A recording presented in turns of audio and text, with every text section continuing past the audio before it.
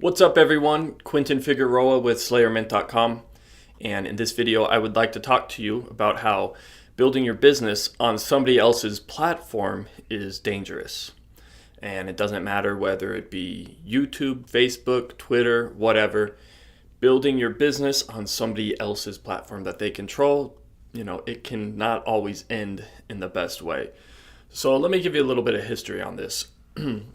Back in the mid 2000s, I was doing SEO, search engine optimization. And in this industry, it was all the craze to, get your website ranked on the search engines, right? Search engines were a relatively new thing.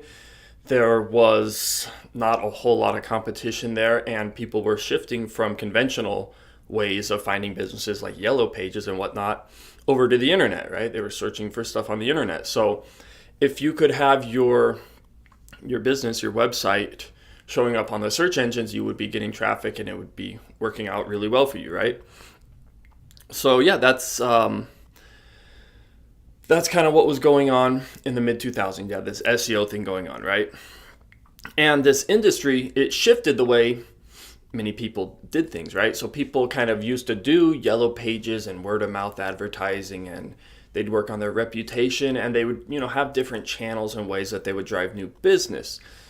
But what happened with search engines like Google and whatnot is they're like, wow, this is really good ROI. If I could just rank on Google for certain keywords, then I can actually get like really good traffic with this. And like, why would I even spend money anywhere else, right? It's like, this is so good. So people would kind of change the way they do business rather than continuing to focus on like your brand and alternative channels to get traffic and to provide value and whatnot. People would just like hyper focus and fixate on SEO and Google, and they'd be like, I'm going to just do exactly what Google wants and I'm going to get traffic from them, and it's awesome.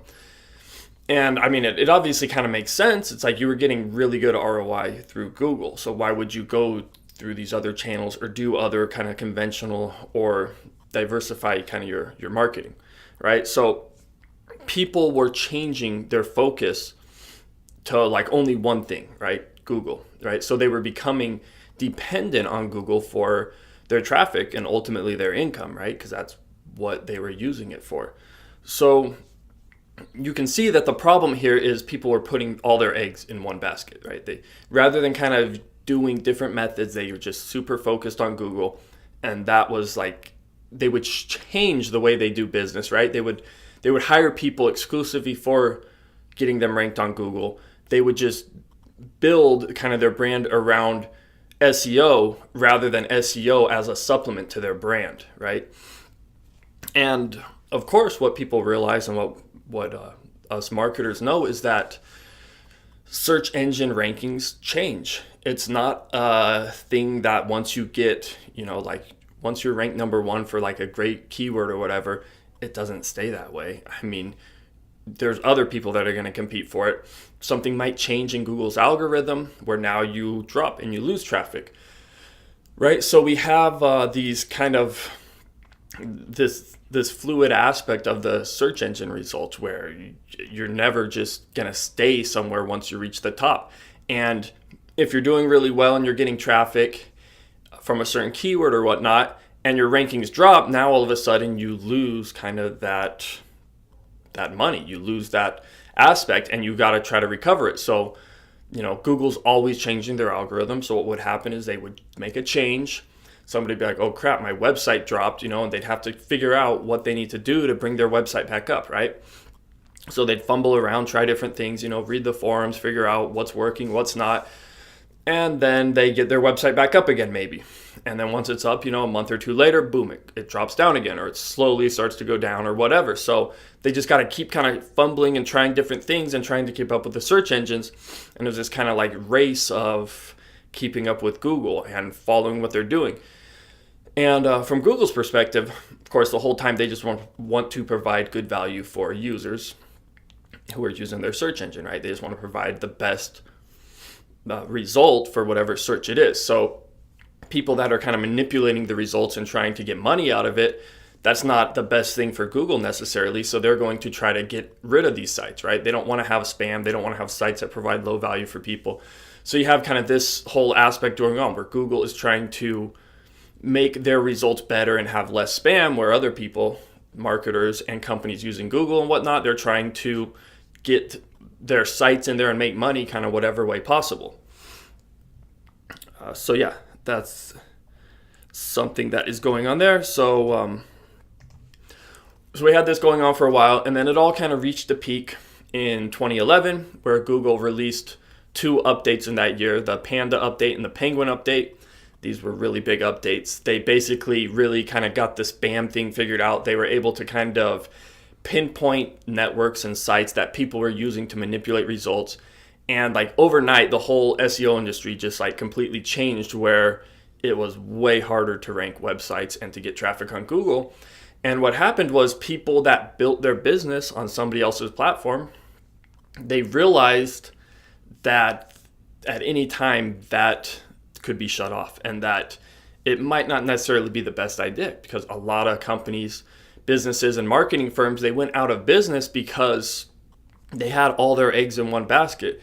They became super dependent on only one entity, and that one entity was something that they didn't control. Like the whole time people know, yeah, I don't control Google, but this is so good, I'm still going to build around it. I'm still going to build on top of it. And it's like, well, all Google has to do is make a big change, and then what are you going to do? You're left with nothing. Now you have to rebuild from scratch. So that happened in the SEO industry, and that's kind of what I want to get across here, just to kind of give you some perspective on the dangers of building your business on somebody else's platform, right?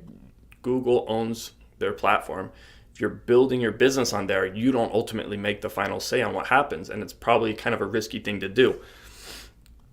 So what we've seen here is that the internet has shifted somewhat from a decentralized to a centralized aspect, right? So this is kind of in conjunction with, a lot of the social media platforms like Facebook and Twitter and whatnot.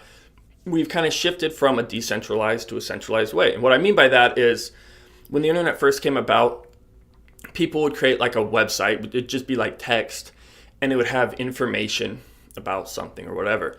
And these websites were all owned and controlled by, tons of different people throughout the world, and they had their own servers, and they would share it with people, right? So somebody would come in and say, like, here's my site, here's my content, and here, you can view it through the internet, right? So you have all these different parties sharing and distributing information through the internet. This is a decentralized way of doing things.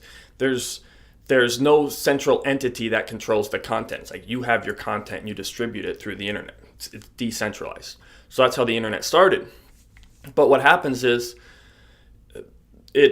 so doing things on the internet it requires like a technical ability, right? Building a website, yeah, it's easier now to do, but it still requires somewhat of a technical ability. You have to purchase domain name, figure out the hosting. You can do it through sites where they host it for you and stuff, but it's still kind of tricky. You have to still fumble around and do crap. It's like Facebook and Twitter come along, and it's way easier to just go there and be like, why would I build my own website and manage this crap if I could just go post images on Facebook and Instagram, if I could just go, do updates and stuff on Twitter, if I could just go upload my videos over to YouTube, if I could have discussions on Reddit, why would I try to recreate these like technological abilities? Why would I try to create content in this way when YouTube already has video, right? They got that mastered. Like Twitter knows how to handle like up-to-date information. They've totally got that whole information feed down. Why would I try to recreate that? Reddit, they got kind of communication, like a forum community. They got it down. It's like, why would you try to do that now in a decentralized way? It's like you can't compete with that. It's way more valuable to the end user to just straight up distribute content through Reddit, distribute content through YouTube, than it is to actually build your own platform and try to do it that way.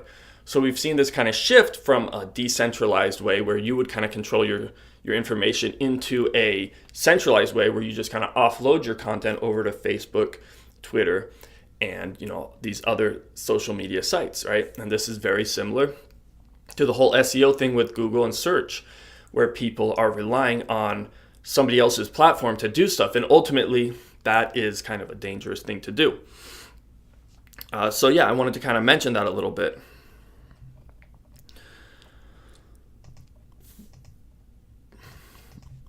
So this ties in, of course, with, people are talking about their YouTube videos getting demonetized. They're talking about getting banned on Facebook and Twitter and other social media sites. They're not quite doing the right thing, or, whatever it is. These sites are not happy about it. It's like, well, yeah, I mean, that's kind of what can happen. You're building your brand, you're building your content on another entity's platform, right?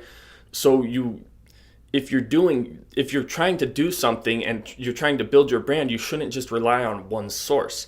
It's like, sure, if you're starting out, start out and do something, whatever. Start a YouTube channel and just start getting your content out there, right? But once you actually get a little bit of traction and you start to formulate how you want to do your brand and your business, you need to look for ways to spread out and ways that you kind of control and can mitigate against being shut off or having issues. You need to kind of have different alternative plans and routes on how to do your business. You shouldn't just put it all on YouTube and then hope for the best. You shouldn't just be only on Twitter and hope for the best. You need to be kind of more decentralized. You need to kind of take some of your content into your own hands maybe. And like, I get that that's not easy, and that's why we like to use these other platforms that totally have it dialed in. It's like, why would I save my own videos on my own server if YouTube will do that for me? It's like, yeah, of course, I get that. So it's like, it makes sense, but at the same time, you have to realize that when you are